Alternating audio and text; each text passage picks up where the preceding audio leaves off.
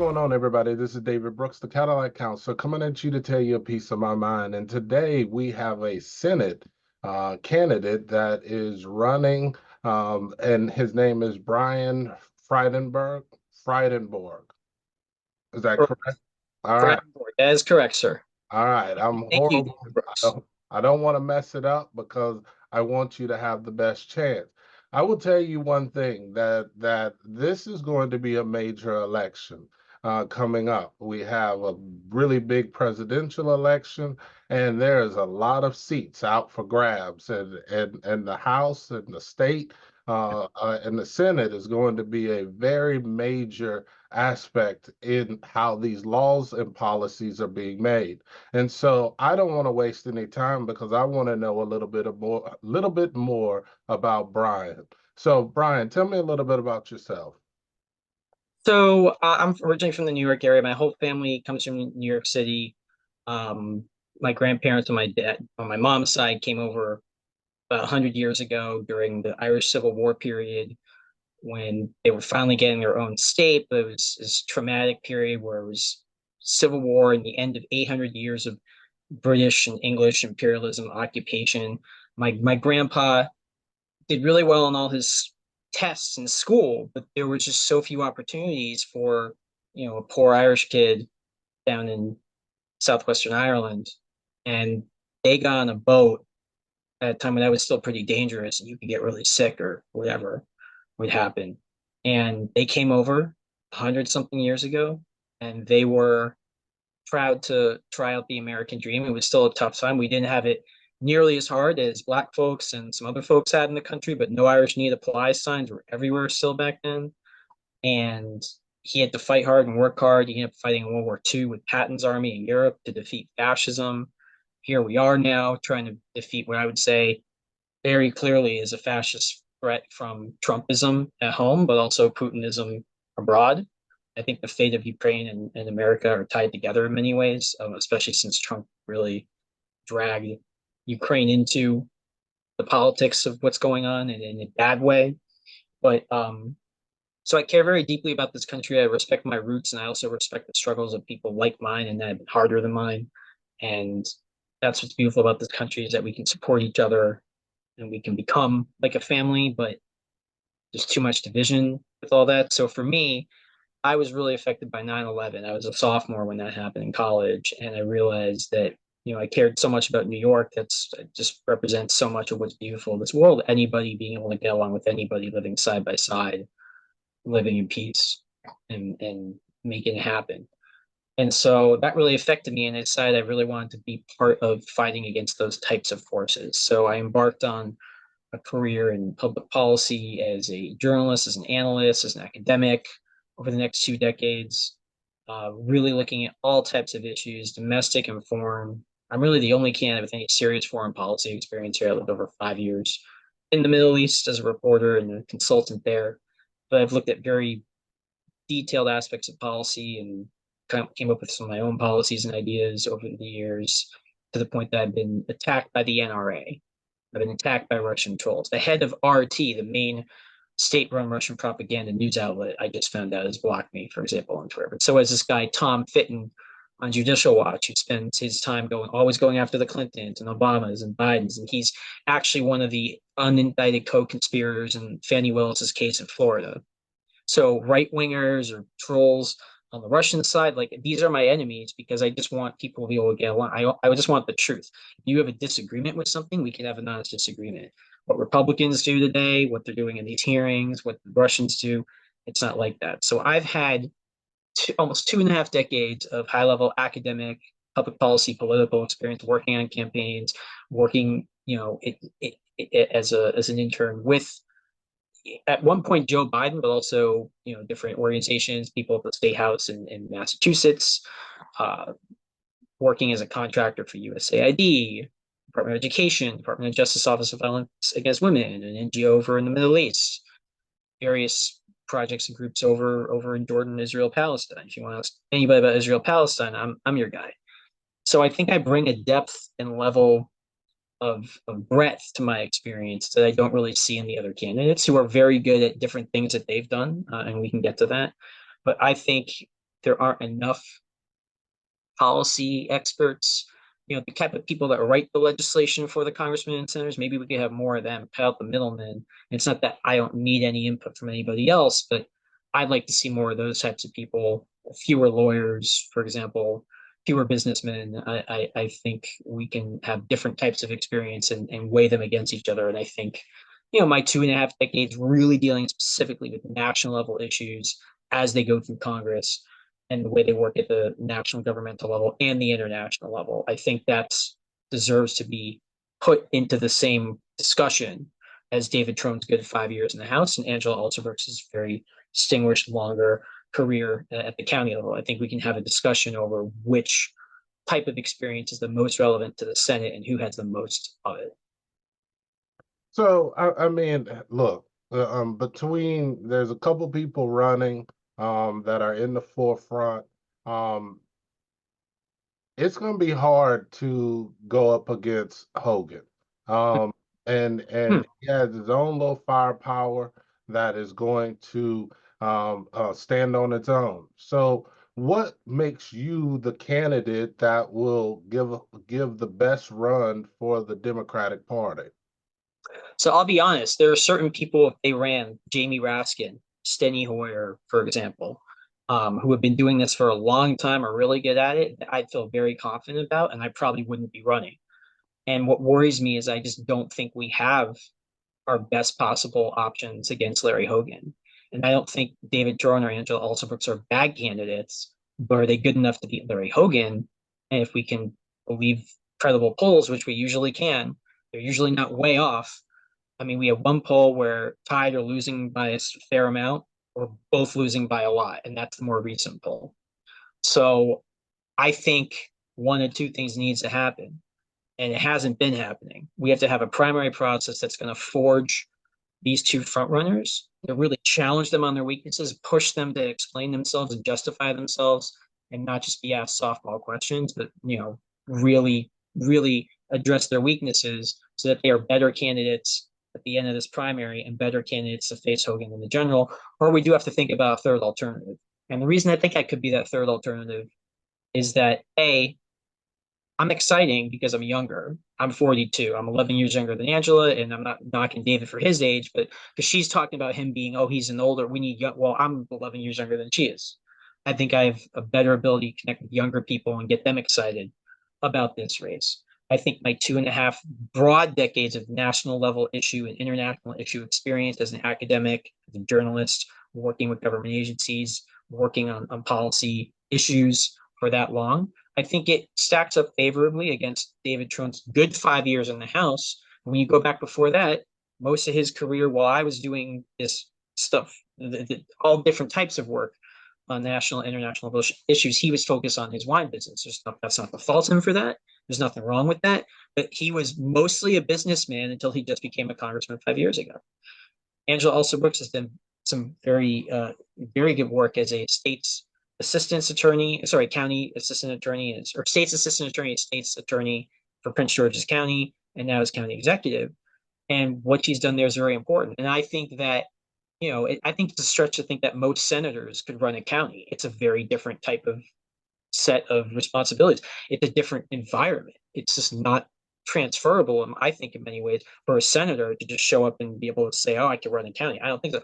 I also don't think, and you look at the history of this country, in a country with over 3,100 something county and county equivalents every year, how many county executives get elected to the US Senate? For various reasons, voters think that people with different types of responsibilities and different types of backgrounds are better suited, because it almost never happens. The only two examples I've found were Chris Coons in 2010 from Delaware against Christy O'Donnell in on the Republican side, who is, if you remember, she's the I'm not a witch. She was, she spoke out against masturbation, and she talked about how she used to practice witchcraft, and then her first ad was I'm not a witch. That's who Chris Coons, not that he's not impressive and has done well, but that's who Chris Coons was up against for that. And then you go back, it's Joe Biden, 1972. And Delaware's a little special. They have one House rep. So there's just not a lot of officials to choose from. Maryland's got way more people. We have a much broader set of officials. And so this isn't Christy O'Donnell on the other end. This is Larry Hogan. So I think they're both very impressive. Like especially Trone's business career, he's the biggest. He started with nothing with that, essentially, and then became the biggest alcohol wine retailer in the country. I can't compete. If I wanted to say, hey, I want to run a wine company as a CEO, I can't really compete with him. Um, but that's what most of his experience is. And then he has 5 good years in the house, but that's just 5 years. I think my 2.5 decades of very different types of experience could be contrasted with just those 5 years. And I do think, again, I could not do Angela's job as a county executive, and I certainly don't have a law degree. I am nowhere near as qualified, obviously, to be a state's attorney or a prosecutor. But if we're talking about specifically what's going on with the U.S. Senate, right? I've been looking at that my whole adult life. That's what I've been focused on, not on the important things she's been doing at the county level, not on the important things someone doing at the at a business CEO level is doing. I think these are all different experiences and valuable, but what's best for the U.S. Senate? I'm the kind of guy where if there was a professor or a journalist who's been covering this for 20 years at those levels, that's the kind of person I'd like. And John Ossoff's an example of that. And so he and Reverend Warnock won big for us as Democrats, but he's an example of a journalist turned senator. Also, one of the main opposition figures to Benjamin Netanyahu in Israel, Yair Lapid, was a news anchor for years before he became a politician. And that was his background, but he covered those issues. He knew them. He was passionate about them and he could articulate his. So I think I'm in the same boat in some ways, and we'll see. I'm not saying that I'm hands down, like there's no question I'm absolutely better than David or Angela as far as my particular experience and its relevance. But I think it's worth having a conversation about who really does have the best experience and how are they going to transfer that to the role of the Senate. How they understand the partisanship and the process of the Senate and how it works, and historically what works and what doesn't, what ideas do they have? How are they going to get people to bring it? I can say that it's not the Prince George's County Council, which is 100% Democrats. It's very bipartisan. And over in the Middle East, I'm the guy who could talk to everybody from Hamas supporters to right wing Israeli settlers. I went to school with mostly conservatives in college. I still don't know why I went to the school I did sometimes, but I did. And so I have a lot of experience dealing with people that completely disagree with me on a lot of stuff, and still how do you work with them, how do you understand them, and I've actually studied from a sociological perspective how different people think and operate. So I think I do bring a lot to the table, and anyone that wants to go more into more detail on any of my policies, and if we get to that, great. My website brian4mb.com really lays out my vision, not just in the abstract but in the concrete. Well, one of the questions that I have to ask, and is this opidemic? Is this what I call the opidemic? I think that with opioids, just looking at our state in the state of Maryland, drug abuse is getting is just outrageous. You know, I'm a therapist. I work with many people. I consult with different treatment. Thank you for what you do. It's incredibly important. People I need support. They need it. thank you. But uh, my question is that I watch people dying all the time. I see parents are frustrated. I see siblings frustrated, wives and husbands. What do you bring to the table to kind of help with this just just monstrosity? I would use a monstrosity as a word because it doesn't seem like it's getting any better. Yeah, it's really bad, honestly, and it there's a whole lot of reasons for that, and there's a whole lot of policy steps that need to be taken to address that, and it's not just a silver bullet. Republicans talk about like we just deport enough Mexicans that'll somehow fix the problem, which is absurd. Obviously, though, the border is a big part of the problem, so we can talk about that briefly, and we can say that you can go back to George W. Bush's presidency, where he was ready to move on a bipartisan border deal with Democrats and Republicans, but the Republicans overall killed it. Same thing happened under Obama. Same thing happened under Trump himself. He helped kill it at one point, and at another point the Republicans killed it. Joe Biden just happened again. He was ready to move with James Lankford on a bipartisan border bill because this is now over 2 decades where we have not significantly expanded the resources and the staffing to deal with what's coming at the border and to process people and bring them into the system of immigration. That's absurd. Hmm. It's absolutely absurd. And Trump talks about a wall. That's not really going to be the solution. And he only built 87 miles of wall, and not even all that was the first line. That's all he built. Yeah. So he talks like he's some big wall builder. Um, so we have four presidencies in a row now where Republicans defeated bipartisan border resourcing, because you have to resource a problem when there's an increase in the number of people dealing with something. You have to increase the resources. That's math, basic math, which Republicans are pretty bad at on so many levels. So honestly, we have to elect more Democrats to the Senate so we can get this legislation passed. Because when we do that, we'll be able to more properly interdict and deal with what's going on the border. We also have to talk about foreign aid and our relationship with Central America and some of the other countries where a lot of this material is coming from. We also have to talk about China because some of the precursors, the ingredients, and the chemicals are coming from there, and that's an important relationship. And the Senate has the aspect where they manage treaties. They approve treaties. They manage sanctions and implement sanctions, or they vote for sanctions, for example. And I think we have to be a bit tougher with, not too confrontational, if not necessary, but I think we have to be tougher with China in certain regards. Trump talked about that, but Biden's actually working a relationship out where we're starting to be less hostile and be able to make progress on this stuff. Um, but we also have to talk about mental health big time, which is, as we know, we're one of the worst countries of the developed world as far as giving people the mental health resources that they support. So I would definitely support having Medicaid and Medicare expand further the mental health options that are available. I think we have to look at how we fund schools and after school programs. I've been substitute teaching recently, actually. Being a freelance journalist doesn't always cover the bills alone. And I also was very curious to see how schools work up close and personal. And there are these social workers and there are special education teachers where it's such a tough job. There's a lot of burnout. Sometimes these people, especially the special education people, they're in and out. And that's not an environment that works for the kids overall, let alone the kids that are receiving that special attention. And there's just clearly a lot of kids with problems at home. And those problems come in and they derail the class. The most disruptive kids are the ones that have the most problems at home. That also tells me we're not supporting the parents. If you have parents that are too busy working so much that they can't be parents, and their kids aren't developing properly because of that, we're not paying that worker enough.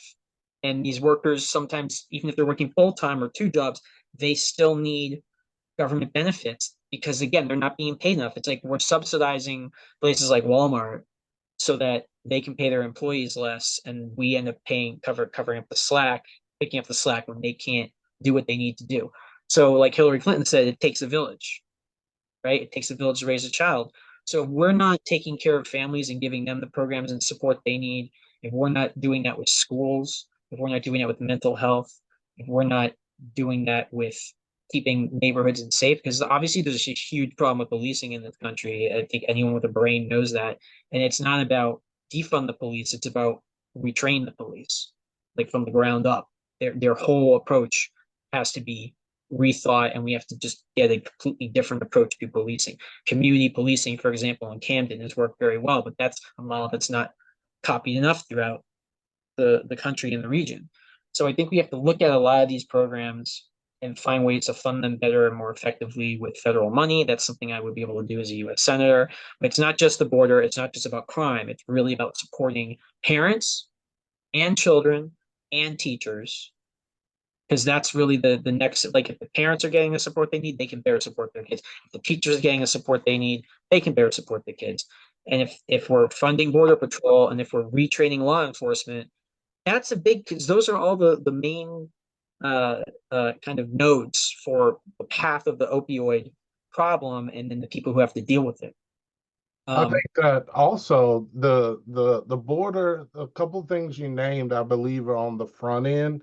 But I would really love to see more some money being put into drug courts because they've been proven to whenever we do arrest someone that has these drug problems, then we don't have to institutionalize them and place them into incarceration.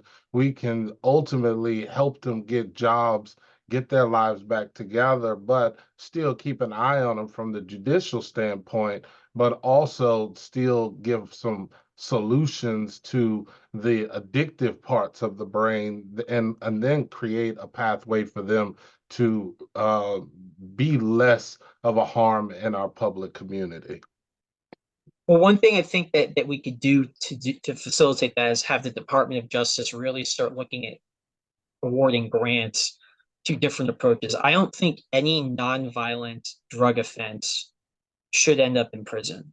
I think there should be a different, and they should not be in the same building as violent prisoners. They should be in a different type of setting that's not really like prison or jail. It should be a rehabilitative situation. Even if they're repeat offenders, if they're not violent and they're not hurting anybody, that's not the three strikes should not even be thought of in that context.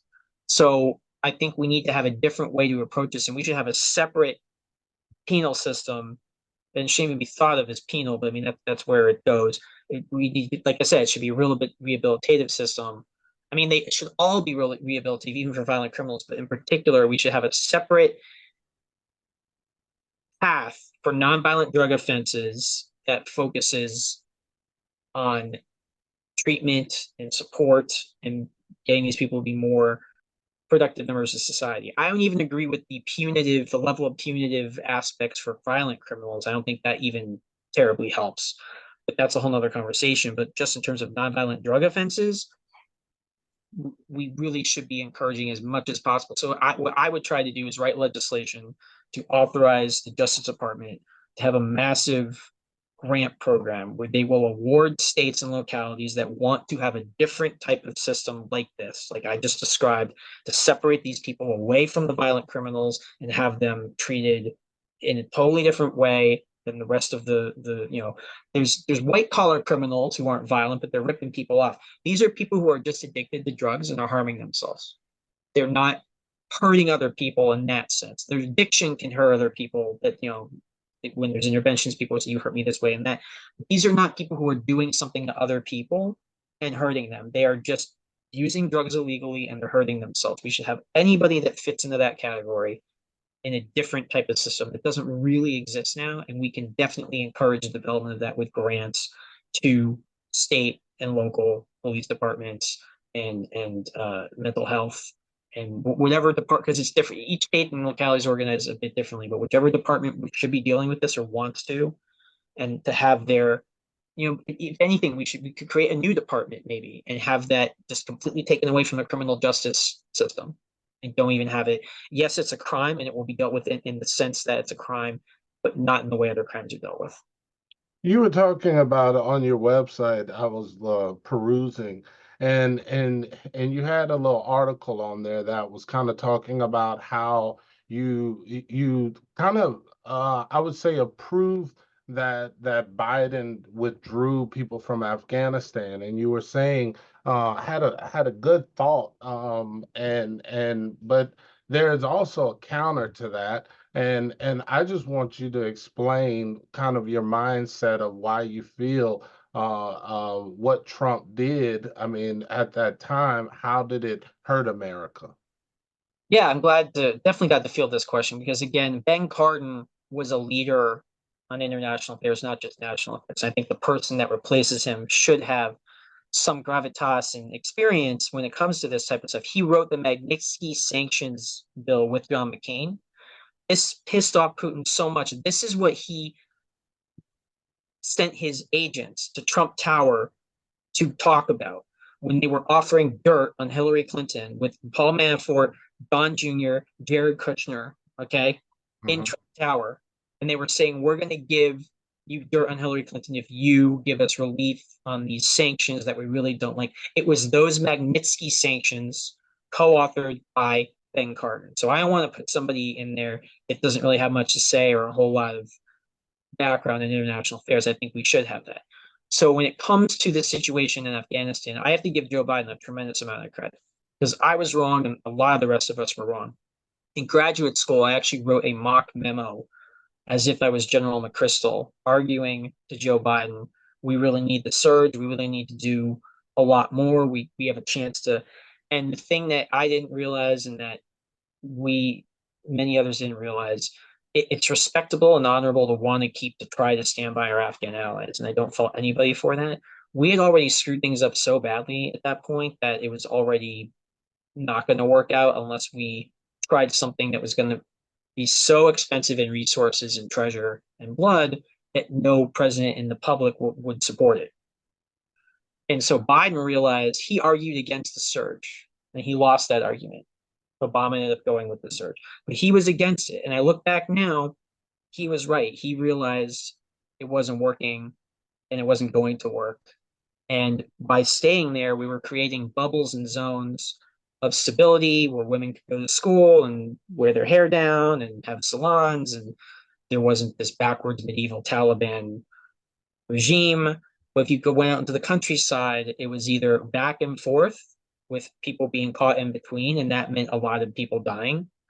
This guy was nice to an American soldier, the Taliban would kill him and his family. Mm. But then the Taliban's there, and then we see them helping the Taliban, and we arrest them, and and they're caught in the middle. And then you have the people, the places of the country that were never really controlled long by us, in which the Taliban have been there for years. And so Kabul and Kandahar and a few other cities looked good from the outside, and they were. But then you went to the rest of the country, and there's a country with still a huge portion of rural population compared to most other countries. It's not as urbanized as most other places. So it was perpetual civil war, perpetual death. The civilians were the ones caught in the middle and dying the most. At they were caught in the crossfire. Increasingly, we were on the sidelines and not even that involved in the combat, but our presence there was propping up an Afghan government over some of the territory and allowing a civil war to just go on and on and on. This is literally 20 years. There are kids that are 20 years old now who were born after the US invasion and have known nothing but war. That's not a long-term solution. But back then, I really wanted to find a way to make democracy and women's rights and equality and all that work for Afghanistan in a way that would end the war, but it just wasn't going to happen. So what Trump did was, through most of his presidency, we were taking casualties and we had people dying there too. Afghans were certainly dying, Afghan security forces and civilians. And he made a deal with the Taliban that said, okay, we'll stop attacking you, but we still get to attack the Afghan government, and you'll withdraw by May 2021. And he conveniently did that for, maybe I guess he thought he was going to win, but he didn't. And so Joe Biden inherited that deadline, and he realized that wasn't workable. And so we had already withdrawn almost all our troops. There were very few left at that point. And the deal is, there are all these people, well, if we just put more, no, if we start putting more troops in, then the Taliban would have stopped honoring their we won't attack you. Then if we have to worry about defending our troops more, then we have to put more troops in. Then it's just war and war all over again, and we're right in the middle of it. And what happened is they were smart. For once, they relied on diplomacy. So the Taliban negotiated behind the scenes, unbeknownst to us, with a lot of these local leaders, and they just capitulated quickly in a lightning campaign, and they took most of the country quickly. And then we were stuck, you know, with our pants down essentially, as the even though the president was like, oh, everything's going to be fine. The president of Afghanistan, no, it wasn't. And so none of the intelligence estimates, this isn't on Biden or anybody else. This is a product of the community over years. And it's also a product of us taking most of our resources out. But we were then faced with Kabul being taken. We were there. We had to figure out how are we going to get people out.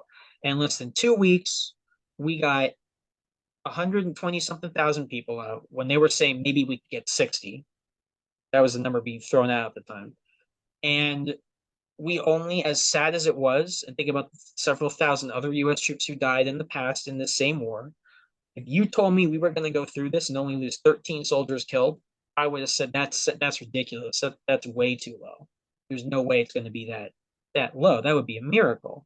And Mm-hmm. Republicans are making this job. Oh, say the names of the names of the other 2,000. plus. I mean, it's just ridiculous. And my heart goes out to all of them, but they're politicizing it in a really trashy, low way. And the thing is, Biden got us out of there with very few casualties on the Afghan side, relative to if this was a drawn out fight, relatively few civilian casualties, only 13 US killed, and 120,000 people evacuated. And I wish we got more people out. I feel horrible that we didn't. I feel there were different individual mistakes made, but again, Trump set us up to fail. He gutted the staffing of the State Department under his secretaries of state, and he stopped processing the visas the way that we were supposed to because he didn't like Afghans. He didn't want them coming in, and we had COVID, and they used it as. And so then Biden's supposed to pull a miracle in a short period of time. At the same time, he's trying to get us out of the pandemic and all this other stuff that's been going on and deal with an insurrection. I mean, this is not happening in a vacuum. So I know it looks bad. No one looked like to see those pictures of the planes taking off and people hanging on to the gear and fall. That's heartbreaking. I was absolutely horrified. But look at the image of any unplanned, unwanted withdrawal. Look at the images of us flying out of South Vietnam, out of Saigon. That was way worse. There were people drowning in it was just crazy. Mhm. And there were a lot more people being killed, and there was hard fighting going on in a way that is not the case that happened with the fall of it. And you get any other withdrawal in history, it's never pretty. We got out with 13 of our people killed, and we got uh obviously it was very sad that about 200 Afghan civilians were killed in those bombings. And that was with the Taliban working with us to try to stop ISIS, and ISIS got through. The Taliban actually did work with us. They weren't perfect by any means, but we did get a tremendous amount of people out. 120,000, and that's the biggest. If you saw one of my related articles on that, that's like since the Berlin airlift, nothing like that's happened. That's like the two airlifts in American history. There are miracles that people will talk about from a historical academic standpoint. The Berlin airlift and the Kabul airlift. Because it's not perfect, it's a giant failure, and it's a disgusting capitulation. It was terrible conditions. I don't know who could have done much better under them, especially the ones that Trump set up. And again, we had already sold the Afghan government out under Trump's deal. And if Biden had tried to alter that deal, then we would have been prolonging the war and bringing more troops in to fight. And nobody wanted that. Nobody supported that, as far as not nobody, but there was a huge majority in the Congress against that and a huge majority of the American public against it. Nobody wanted us to escalate the war at that point. So I think, to be fair, and I'm not making excuses for individual mistakes and whatever, but that's what Biden inherited. That's what the public support was, and that's what we did. And it could have been way worse. So let me ask you this, and for me, poverty is a big thing for me, especially in America. And unemployment is still somewhat of a problem. And what are you going to bring to the table to help with these the just grocery prices and gas and just the bills that most Americans have to pay in order to just survive or feed their children. How or what are you going to plan to do to help with poverty? Well, there's so many different aspects of that. One, in terms of inflation, most presidents, whether you're Jimmy Carter or Ronald Reagan or Joe Biden now, when there's a problem with inflation, it's usually because of, unless you're doing an 8-year presidency and you're the last few years, it's usually a combination of factors that existed long before you came into office. We're Mhm. dealing with a once in a century or longer pandemic that we're coming out of, that we came out of. And the disruptions to the supply chains around the world were catastrophic. And we're still dealing with the consequences of that. And we're dealing with the consequences of Putin's insane genocidal war in Ukraine. And so all this stuff plays a role. And people are hurting, and I respect and understand that. It sucks when that happens. But if you look at the global context, because this is a global situation, this is not some American problem. Even though people are hurting and it's tough, we're actually doing better than just about anybody else. Almost every country in Europe, East Asia, almost all the developed countries, inflation is worse in all these places. Gas is worse. Uh, the economic growth, unemployment, all those issues, even though there's issues, we're doing stronger on those metrics than others. And we're finally starting to see consumer confidence go up a bit, home construction go. And again, coming out of a pandemic, no, if let's say you're a practicing Christian and you really love Jesus and he came down, I'm doubtful that Jesus himself could fix all these problems in 2 years, let alone 3 or 4 or 1. It's just that there were so many problems we had. It was the worst hand any president's been dealt in our lifetime when Biden took over on January 20th, 2021. And some of the answer is that things are going to keep getting better in time, but people are hurting. So what do you do right now?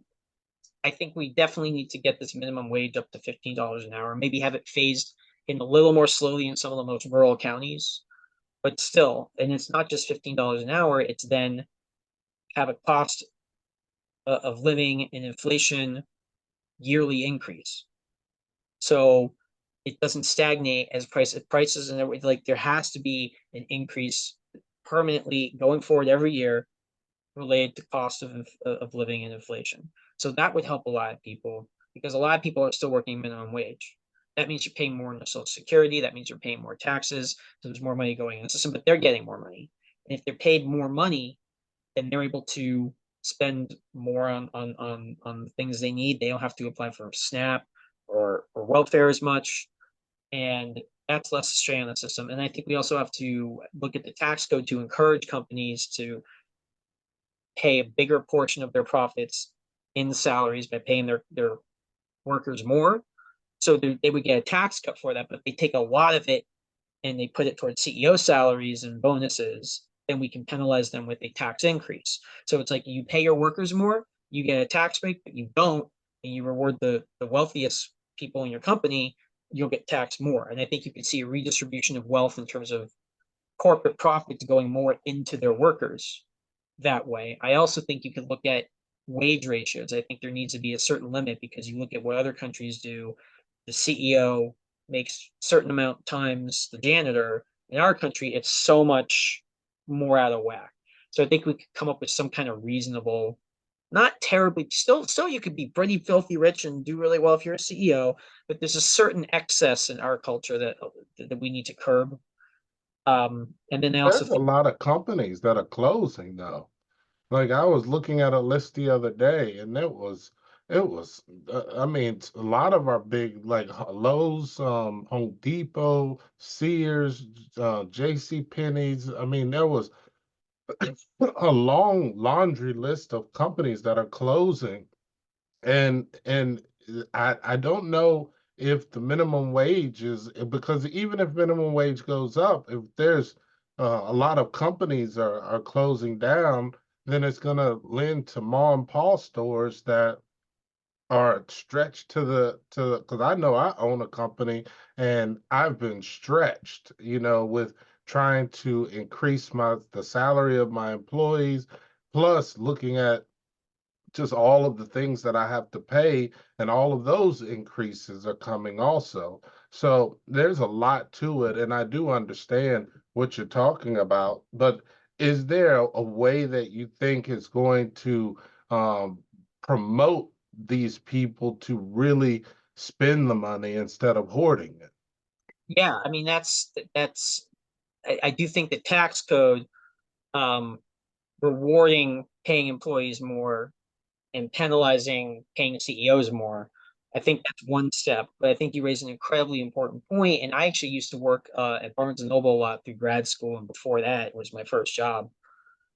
And brick and mortar, as they say, stores are really suffering in this economy. And I think part of it, it's not just the internet. I think you really have to look at Amazon as an antitrust threat. Not that everything Amazon does is bad and needs to be destroyed, but I think it's too powerful and it's harming too many other businesses. It's just so hard to compete with something like Amazon, which, I don't know how often you do returns, but sometimes they like clearly are losing money and they just don't care because they know they're keeping you as a customer. Like I'll return something that I shouldn't have bought. They don't even ask any questions and I send it back. Sometimes you're like, oh, you know what? Don't bother sending it back. Here's the credit. If you're a small mom and pop, you can't afford to do that. No. So I think we have to look at some of the practices of Amazon and maybe limiting some of what they're doing because it's such a one, it's like the Death Star for Star Wars fans out there. It's like the Death Star for small businesses. And I know they said they partner with small business, but how much are they? I don't know. So I think we actually have to look at, I'm not against regulating companies. I want to regulate the tech companies. That's a whole other thing. But I definitely think Amazon is making it really hard for a lot of other retailers to compete.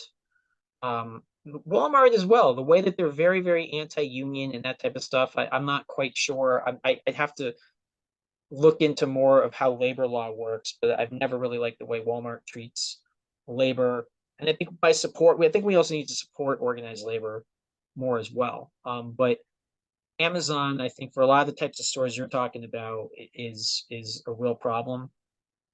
And I think part of it too is that um, if you go to any, I hate to say it, but maybe I'm going to lose some votes saying this. But if you go to any store, or sorry, any downtown in an area that's kind of somewhat prosperous, it's not really run down.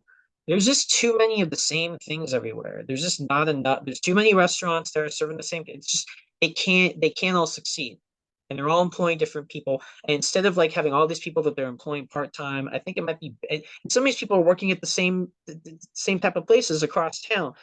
I think there's a readjustment going on where too it's just not sustainable the way it is. And I'm not saying I have the answers for how that's going to work, but some of it is just there's just certain imbalances. And it's tough because the economy is the most important issue, and we're a country that, unlike China, we don't have a state-run economy. So it's harder as a U.S. president to do something about the economy than it is for Xi Jinping, but also for European countries, which are have a more socialistic hybrid capitalist system, and we are definitely further on that capitalist spectrum. And I'm definitely for reducing the unrestricted capitalism that we have, but it's hard for us because we just have such a hands-off approach.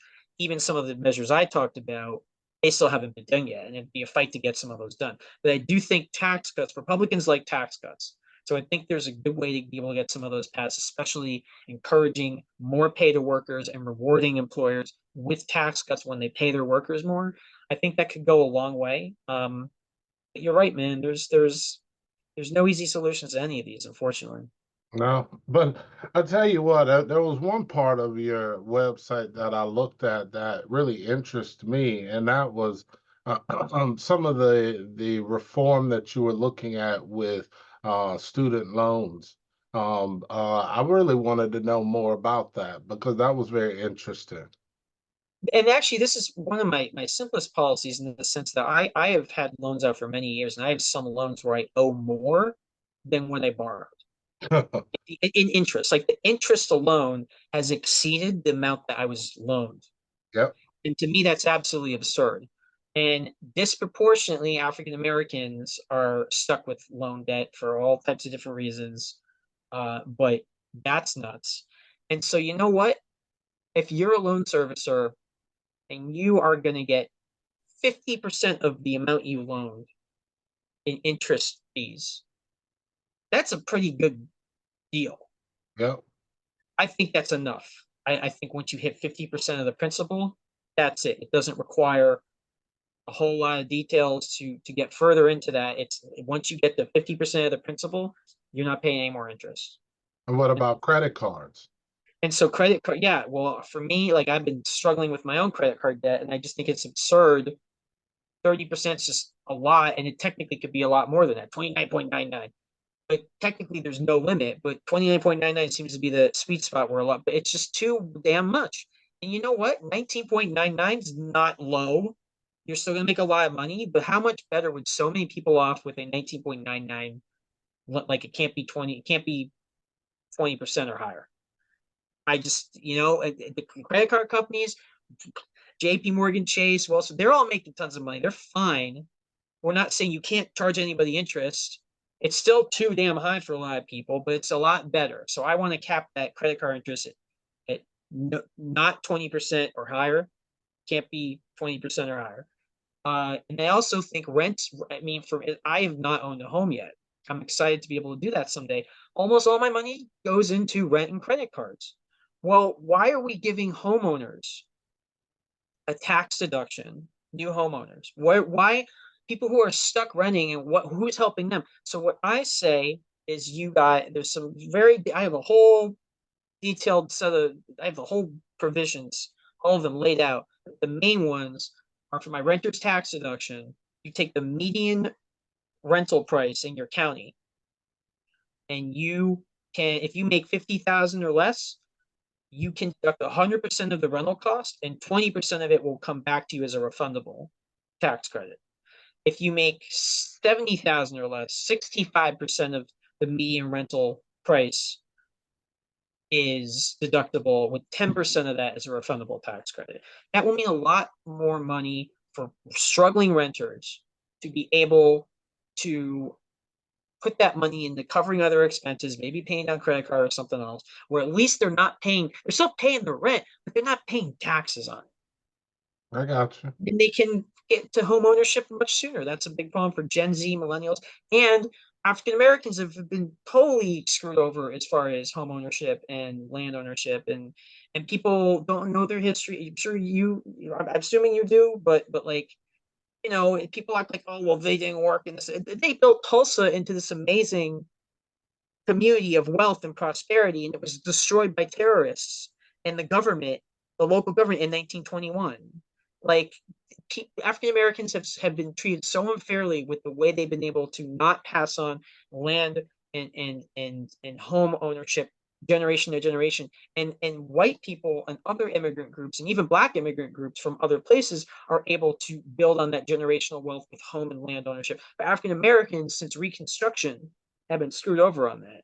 So I think it's not, we can't solve all of this with one piece of legislation, but I do think a renter's tax bill like the one I have put forward with all those provisions, I think that would go a long way towards reducing the inequality between white and black on home ownership and land ownership, and also just in general help people who are struggling and want to be homeowners and not renters to get out of that rental category into that homeowner category.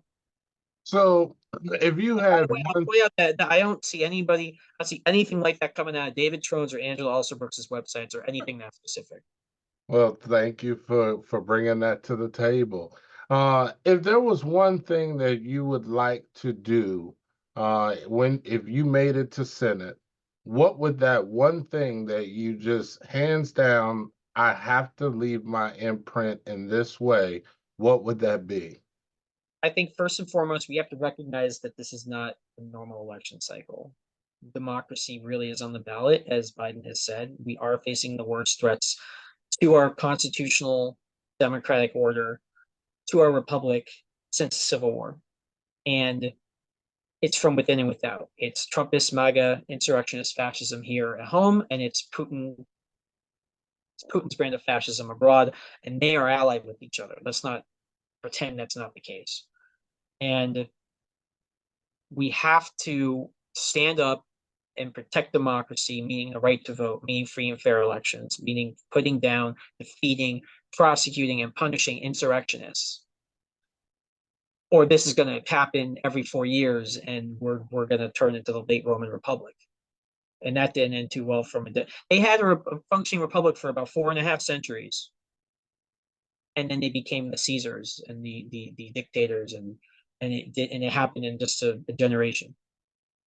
And they had almost there was over 400 years of no serious political violence until there started being some political violence, and then and it just evolved.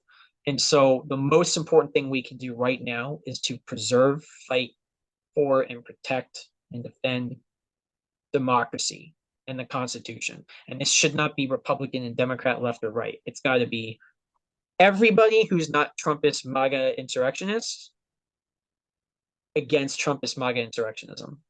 And we have to defeat that first, because Trump is coming for the vulnerable. He's coming for minorities and migrants. He's coming for Black folks and people of color. He's coming for trans folks and LGBTQ folks. He wants to reward rich friends of his and people like himself while poor people struggle.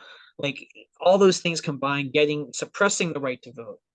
It's no coincidence that all the places he wanted investigated or invalidated were heavily Black populations in cities in blue states, those or swing states. He wants to disenfranchise. He wanted to throw the votes of the people of Philadelphia out if he had his way. He wanted to have the military seize the voting machines and all this nonsense. It's terrible, and his people, a lot of them had Confederate flags. The rebel traders during the Civil War couldn't get to the Capitol, but they got there when Trump was still in president, and when he told them to march on the Capitol.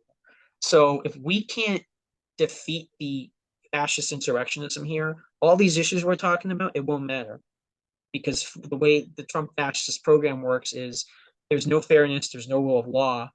His people get rewarded. His people get away with murder, literally, or breaking the law. You know, let's go after Hunter Biden for whatever he did, which is still no crime that we can find other than the drug stuff. Let's let's lock Hillary Clinton up next. Let's go after the journalists. Let's deport millions of migrants who are basically our brothers and sisters who are just working their asses off trying to be good Americans. Well, let's lie and cheat and steal. Let's bribe. Let's try to bribe an ally with aid that was already passed by Congress to dig up dirt on the political opponent while they're fighting a war against Russia. That's impeachment number one, by the way, for him. So all these things will destroy our system.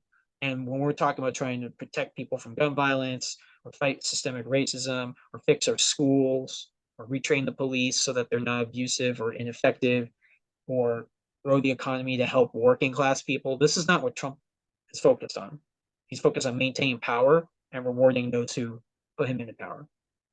And so we have to beat that first, or all those other issues that I talked about, we're not going to be able to do much of anything on them. And we already have this huge problem in the Senate where in recent years, between 39 and now it's closer to 54 million people, more are represented by blue state senators, by Democratic senators, than Republican senators, but it's almost 50. It's 49-51.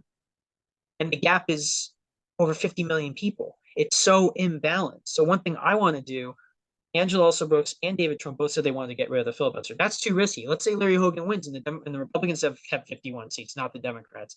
They can just ram through whatever the heck they want.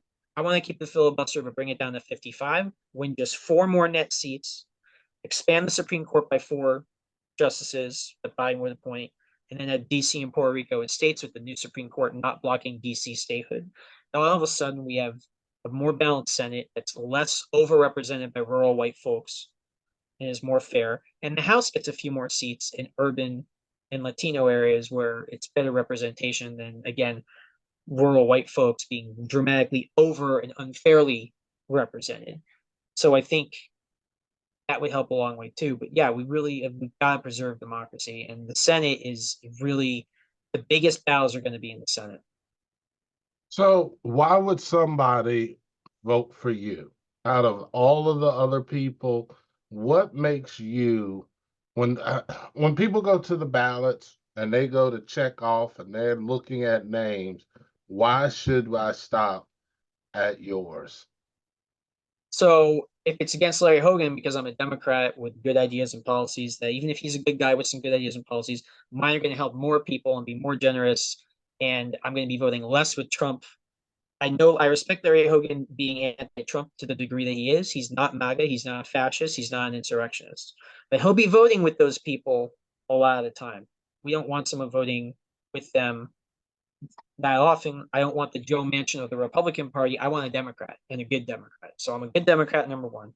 In terms of the primary versus my 2 main competitors, Angela Alsobrooks and David Trump, we'll take David Trump first. He's leading in the polls against Angela, and of course myself. I've only been included in one poll. That was a huge mistake for the Washington Post poll with the UMD that came out was a disgrace because there was only one credible poll that came out previously, and that had 37% undecided, 32% Trone, 17% also Brooks, and then collectively the rest of us were 14%. That's within the margin of error, which was 3% of Angela's 17. So we were almost tied with Angela's support among the combined of us. So if that's a situation with 37% undecided, and that's more than what Trone had, you don't do another poll if you're another outfitter doing a different poll and not include the second tier candidates. There's too many undecideds, and the second tier candidates were too large collectively to ignore and dismiss because they almost equaled the second place candidate. So that was a huge mistake. And I was the only candidate, by the way, other than Angela or David, quoted from the last several debates by the Washington Post or the Baltimore Sun. And in the last debate, only the Sun quoted us. I was quoted by both papers in the first debate this month. In the second debate, I was quoted as much as Angela. And we both had two quotes.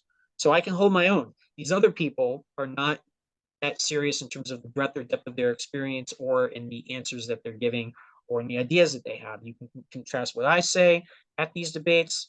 You can, at the videos you can find on my site, you can contrast my policies. I'm as far as substance, I'm up there with the top two candidates. But now let's talk about resumes. Obviously, both Angela Elsa-Brooks and David Turner are much more successful in their lives and their careers are further than I am. David Trone built an amazing business, Total Wine and More. And if I was going to run for CEO of a wine company, I would say, you know what, don't vote for me, vote for him because I don't have that kind of expertise. That's not what we're doing now. He has 5 good years in the Senate. I've got almost 2.5 decades. I'm sorry, David Trump has 5 good years in the House. He said 5 good years as a U.S. representative in the House. Other than that, he has no political experience. He's only been a wine CEO. That's what he's been doing. I spent 2.5 decades as a journalist, an academic, a consultant, working as a government contractor on these very national level issues and international issues that a senator is tasked to deal with every day. I'm literally watching C-SPAN hearings since I was, going back 20 years, writing about them, studying the process, the debates, the committees, all this kind of stuff. David Trone was selling wine when I was doing that. Okay. And he has 5 good years, but I think that 5 good years in the House can be stacked up against my 20, almost 25 years, including, working on projects with USAID, the Department of Education, the Department of Justice's Office of Violence Against Women, and working with an NGO in the Middle East, reporting on the ground on the Israeli-Palestinian conflict, writing cyber warfare policy that gets cited favorably by NATO and discussed by senior policymakers. This is just me writing on my own during the pandemic in my basement, and yet NATO is recognizing my expansion to expand defending cyber warfare more explicitly. And that's just a couple of different examples of things I've done where I can just quickly operate at a high level and be part of the policy conversation. Um, and as far as David is concerned, as a senator, he would hire people like me to write his laws for them and to do well. What if I can do that for myself and I don't have to? I mean, obviously, I would still have staff, but I say cut the middleman out. Let's get the policy experts, the academics, and the wants. Let's make them elected representatives more often than we do. We've got too many lawyers, that's for sure. Why don't we have some experts as actual senators and congressmen? And we have John Ossoff from Georgia, who was a journalist, and that's what he was doing before he was elected senator. Well, let's talk about county executive Angela Ellis. She has a much longer career at the county level. It's impressive. There's no question. I don't think most senators could come from their experience as a senator and go to county executive and somehow run the county well. To me, there's such different responsibilities. They're much different in terms of the way they work the issues. So you can work on education at the federal level, but that doesn't help you figure out how and where to build 3 schools in your county. How and where to build 3 schools in your county, conversely, doesn't translate really to what we're dealing with in education bills or the education committee related committees in the Senate. They're just very different. And it's not that one's better than the other, they're just very different. And so I look at a lot of the experience of any county executive as important and valuable, but is that there's a reason why you almost have never heard of a county executive being elected right to the U.S. Senate. There's usually some other stuff involved. The Romans had this thing called the cursus honorum, where you couldn't get to certain senior offices until you had certain specific offices before you had that. They had like a track you wanted to have. And every once in a while, someone can break out of the mold. That's fine. I'm arguing the same thing for myself. John Ossoff is a journalist, same kind of thing. But there's over 3,100 county or county equivalents throughout the country. And any given year, for whatever reasons, most voters are not elevating people from that particular position directly to the U.S. Senate. It's not a knock on them. It's not they're not capable. And I'm saying let's compare that type of experience and exactly how it's transferable to work in the Senate. For example, the Prince George's County Council is 100% Democratic. That's obviously not the Senate or the House. So how does getting something passed through the county council, how is that transferable to what goes on in Congress in Washington. And it's not a knock. It's not that that's not important, valuable work. It's just we're talking about apples and oranges in many ways. So here's someone with 2.5 decades behind the scenes as a researcher, as a journalist, looking at all this from all kinds of different angles, but sometimes working on the inside as well, working with different agencies, working overseas. I'm the only guy with any international experience, by the way, relative, or at least the level of international experience I have. I know David Trone's worked on some issues as a congressman that involve overseas stuff. That I lived overseas. I lived in the Middle East for over 5 years, working on all kinds of very interesting stuff there. And so I think I bring a different set of valuable expertise that happens to not be elected official expertise, but it is still nonetheless policy and issue and process and political expertise, deeply relevant. It's almost 2.5 decades. And I think it deserves to be part of the conversation alongside David's 5 excellent years in the House, his years as a businessman and county executive, also Brooks's extensive experience as a state's attorney, assistant state's attorney, county executive. I think they're all important and valuable experience, but I think voters should have a conversation at least about why particular sets of experiences are most suited to the Senate, to getting things done in the Senate, and to understanding how all that works. Well, buddy, I just thank you for coming on, getting a chance to put your name on the ballot to give us a different option. Because I'm gonna tell you, this is going to be a doozy. Like if we've seen a doozy, we're about to get a whole nother one because there's a lot up for stakes right now. And so I just thank you for coming on with me, and I appreciate your hard work. I appreciate your experience, and if you get there, I hope you use every bit of it because we need a lot of good thinkers in the office. Well, David, look, I really appreciate that. And I want to close out on this. I'm not anti David or Angela. I do respect them both. If either of them get the nominee, I want to fight for them because this is a big fight. And the thing that worries me about this is that I look at the two frontrunners running campaigns that are now 12 or 14 points behind Larry Hogan, a Republican in a Democratic state. I look at the party organizations and the degree to which they have basically not really promoted these debates and events with the candidates so that so few people can see them.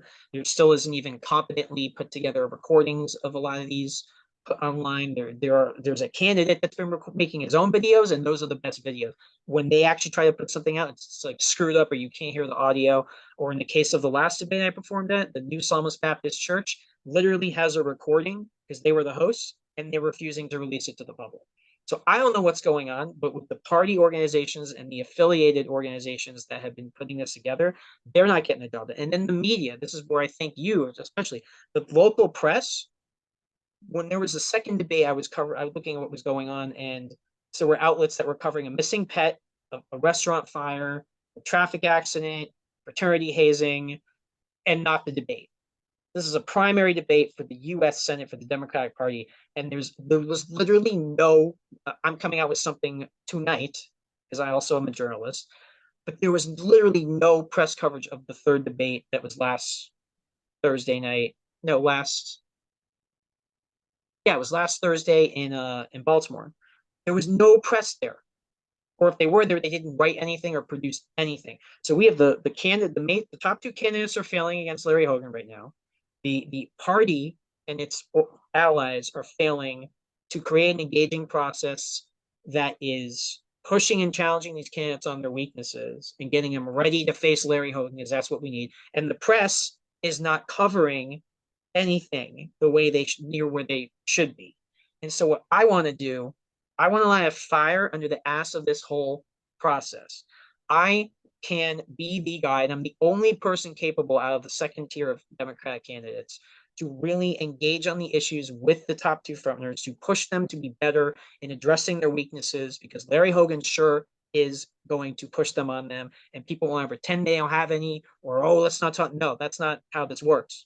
As we talked about before, Barack Obama and Hillary Clinton really fought, and then he was a much better candidate coming through that tough primary when he faced off against John McCain. I do not want to be keeping the training wheels on for these two. So I'm the guy who can take the training wheels off and put them through the ringer a bit to make them better respectfully, but can still do that.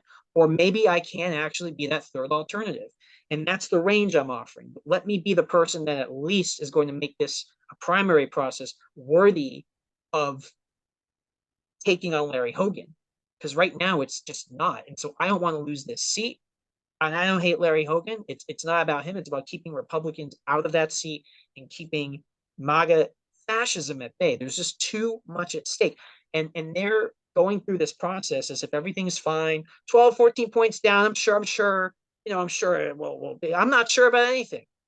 I'm not sure about anything. So I'm telling you and your listeners, support me. Even if you like David Angelo, support me to help make them better candidates, because this softball primary isn't cutting it. The media not covering it isn't cutting it.